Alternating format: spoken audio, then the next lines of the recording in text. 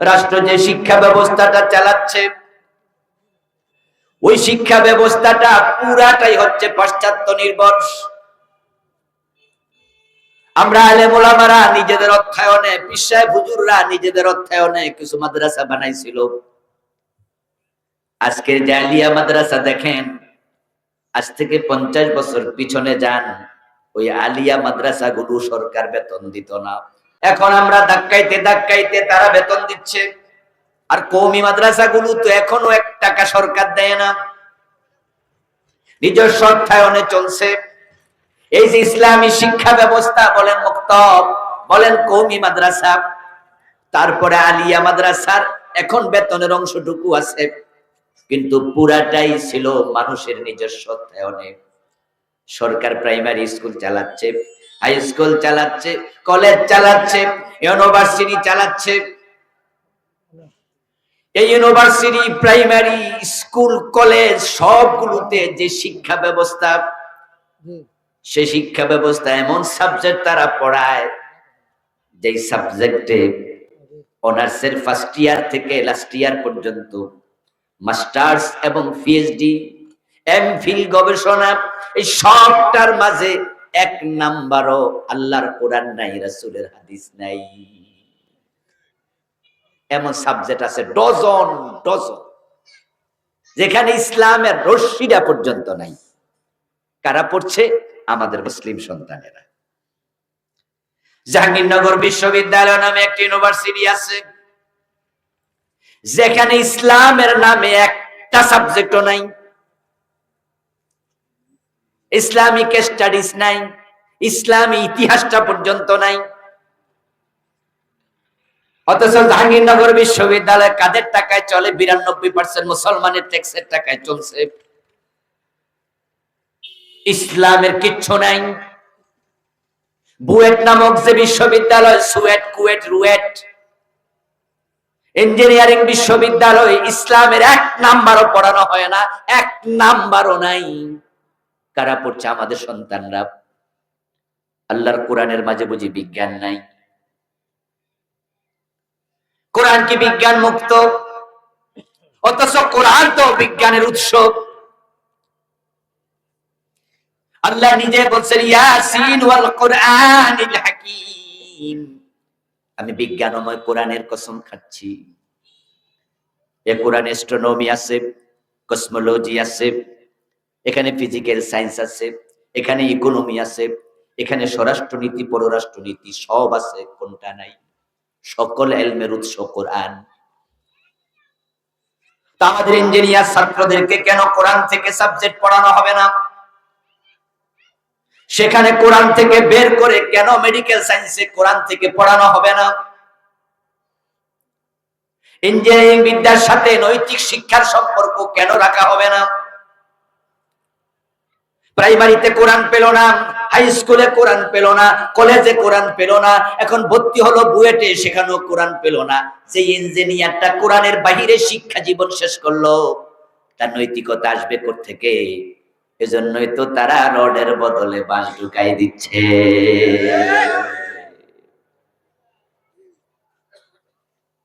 যে মেডিকেলে সামান্য কোরআনের সিলেবাসের অংশ রাখা হলো না, অথচ চিকিৎসা বিজ্ঞান জনক একজন মুসলিম ইবনে সিনা মুসলমানদের হাত ধরে চিকিৎসা বিজ্ঞানের উৎকর্ষতা এসেছে। তো প্রাইমারিতে ছেলেটা কোরআন পেল না, হাই স্কুলে পেল না, কলেজে পেল না, মেডিকেলে ভর্তি হলো, সেখানেও তাকে কোরআন থেকে নৈতিক শিক্ষা দেয়াই হলো না। এই ছেলেটা ডাক্তারি বিদ্যা শেষ করার পরে তার ভিতরে আল্লাহর ভয় যেহেতু নাই, এই লোকটা তো মহিলা ডাক্তার, মহিলা ডাক্তারের কাছে গেলে বাচ্চা প্রসব করার জন্য কনসিভ যখন করে, তখন আমরা দেখি 100 মহিলা হাসপাতালে গেলে 95 জনের পেট কাইটা সিজার কইরা বাচ্চা বের করা লাগবে। কারণ ওই ডাক্তারের ভিতরে আল্লাহর ভয় নাই, তাই সে টাকা ছাড়া কিছু বোঝে না, বিনা প্রয়োজনেও মহিলার পেট কেটে দেয়, তার টাকা দরকার। রাসূলুল্লাহকে অনুসরণ করা যদি ফরজ হয়, তাহলে আমাদের লাইফস্টাইল রাসূলের মতো কেন হবে না? প্রিয় নবীর জীবনের লক্ষ্যের সাথে আমাদের জীবনের লক্ষ্য মিলেনি। আমরা আলেম ওলামারও অনেকে মিলাতে পারিনি। আমরা মনে করছি আমি মাদ্রাসার মুহাদ্দিস, প্রিন্সিপাল, খতিব, আমি মসজিদের ইমাম, এই তো আমার দায়িত্ব শেষ। আমি একজন পীর সাহেব, লাখ লাখ মুরিদ আছে, জিকির আজকার নামাজ শিখাচ্ছি, দ্যাটস এনাফ। যার কারণে দেশের সাধারণ মানুষগুলো ইসলাম বিমুখ হয়েছে। আল্লাহ তাআলা পবিত্র কুরআন মাজিদের 3টা সূরাতে প্রিয় নবীজির জীবনের লক্ষ্য কি সে প্রসঙ্গে কথা বলেছেন। সূরা সফ আয়াত নাম্বার 9, সূরাতুল ফাত আয়াত নাম্বার 28, সূরাতুত তাওবা আয়াত নাম্বার 33। 3টি সূরার ভিন্ন 3টি আয়াতে আল্লাহ 3বার একই কথা বলেছেন, হুয়াল্লাযী আরসালা রাসূলাহু বিল হুদা ওয়া দীনিল হক লিইয়ুযহিরাহু আলাদ দীনি কুল্লিহি। আল্লাহ নবীর জীবনের লক্ষ্য যদি আমরা আজকে মিলাতে পারতাম, তাহলে এই দেশের অর্থনীতি আলেমদের হাতে থাকতো, শিক্ষানীতি আলেমদের হাতে থাকতো, সমাজনীতি আলেমদের হাতে থাকতো, রাজনীতি আলেমদের হাতে থাকতো। নবীর জীবনের লক্ষ্য ছিল দিনের বিজয়। দিন যদি বিজয় হতো, রাষ্ট্র আমরা চালাতাম, আমরা শিক্ষার ভিতরে প্রাইমারি, কলেজ, হাই স্কুল আল্লাহর কোরআন ঢুকায়া দিতে পারতাম।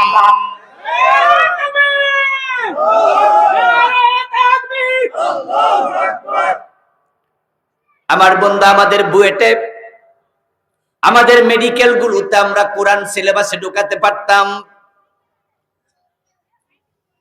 পৃথিবীর অন্যান্য মুসলিম দেশে যান, খবর নেন, তাদের দেশের সিলেবাসে কোরআন শিক্ষা আবশ্যক। মিশর বলেন, সৌদি আরব বলেন, দুবাই বলেন, কাতার বলেন। আমার বন্ধু ইন্টারমিডিয়েট পাশ করে যতজন, এসএসসি পাশ করে, তাদের মাঝে কোরআন পড়তে পারে না এমন একজন স্টুডেন্ট পাওয়া যাবে না। তাদের সিলেবাস তাদেরকে আলেম বানাচ্ছে। এখন আমরা মাদ্রাসায় যারা পড়ি, আমরা কোরআন পড়লাম, প্রশ্ন হলো মাদ্রাসায় পড়ার পার্সেন্টেজ টোটাল আমাদের জনশক্তির কত? টোটাল জনশক্তির কত পার্সেন্ট মাদ্রাসায় পড়ছে? আমার তো মন বলে 30%-এর বেশি নয়। তাও সেটা হবে কিনা সন্দিহান। 100 জনের মাঝে 30% যদি মাদ্রাসায় পড়ে, বাকি 70% তো মাদ্রাসায় পড়ে নাই। তাহলে 30% কোরআন পড়লো, বাকি 70% কোরআনের বাহিরে থেকে গেল। যদি আমরা প্রাইমারির ক্লাস 1-এ কায়দা ঢুকাইয়া দিতে পারতাম, তাহলে ক্লাস 2-তে ওঠার আগে আমাদের বাচ্চাগুলো আলিফ লাম বা তা সা, আমাদের বাচ্চাগুলো মিম জবর মা বা বা জবর বা বা জবর বা তা জবর তা তা জবর তা, এভাবে অক্ষর মিলাইয়া বাক্য শব্দ তৈরি করতে পারতো। 1 বছর পড়লে 2য় বছরে তার হাতে আমপারা তুলে দেয়া যেত। ক্লাস 2-তে যদি আমপারা পড়ানো যেত, ক্লাস 3-তে 10টা সূরা অর্থ সহ শিখাইয়া দিতাম। সিলেবাসটা সেভাবে বানানো হতো, ক্লাস 5 পাস করলে সব বাচ্চা গড়ে কোরআন পড়তে পারতো। এসএসসি লেভেলে যাওয়ার আগে কোরআনের অর্থ 10 পারা মুখস্থ করায় দেয়া যেত। যদি ক্লাস 10 পর্যন্ত কোরআন এবং হাদিসকে বাধ্যতামূলক পড়ানো যেত, তাহলে প্রতিটা ঘরে ঘরে বাবা মরলে জানাজার নামাজ পড়ানোর ইমাম তৈরি হয়ে যেত।